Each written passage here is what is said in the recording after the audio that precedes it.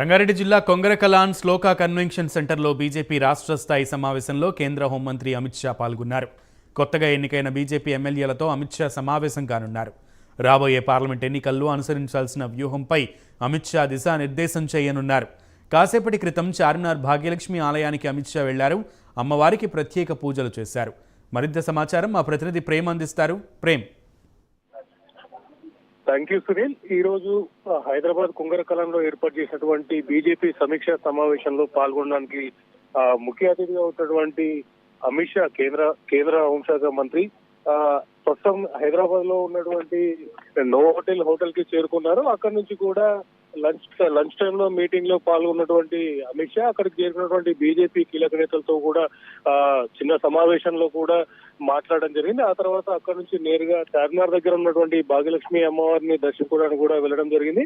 ఇప్పుడే అక్కడ దర్శన కార్యక్రమాలు కూడా పూర్తి చేసుకుని అక్కడ నుంచి బయలుదేరి మరికొద్ది సేపట్లో ఇక్కడ కొంగరకలాన్లో ఏర్పాటు చేసినటువంటి శ్లోక కన్వెన్షన్ హాల్లో ఏర్పాటు చేసినటువంటి సమావేశానికి హాజరు కాబోతున్నట్టుగా కూడా చెప్పుకోవచ్చు.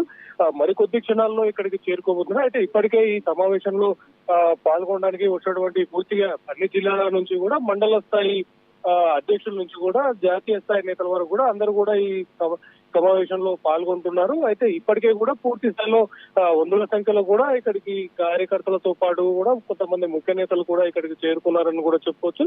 అయితే రేపు జరిగేటటువంటి పార్లమెంట్ ఎన్నికల నేపథ్యంలో కూడా తెలంగాణలో భారీగా ఎక్కువ మొత్తంలో కూడా స్థానాల్లో బీజేపీ గెలుపుని చేరిన కూడా ఈ సమావేశంలో ముఖ్య ఉద్దేశించి కూడా మాట్లాడబోతున్నట్టుగా కూడా చెప్పొచ్చు.